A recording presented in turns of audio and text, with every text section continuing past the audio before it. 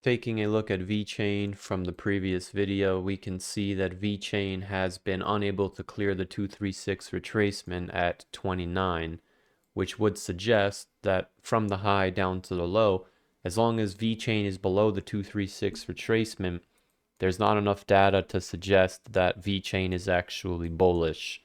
In the short term, as long as VeChain is below 290, we would actually make the case that VeChain is still considered bearish.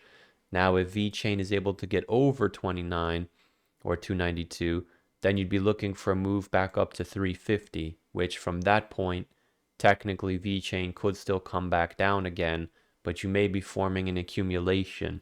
Now, if it gets through 35 and it just moves higher, then the bottom would be confirmed and a larger move up to 6 would be in play for VeChain. However, if VeChain is unable to break over 29 and it actually breaks the low, we would be looking for a new low at about 1.8, which would break the low from the summer, or at least tie the low from the summer. So as long as VeChain is below 29, there's no reason to assume that it is bullish. Once it gets over 35, we could speculate that the bottom is in and a larger move up will take place.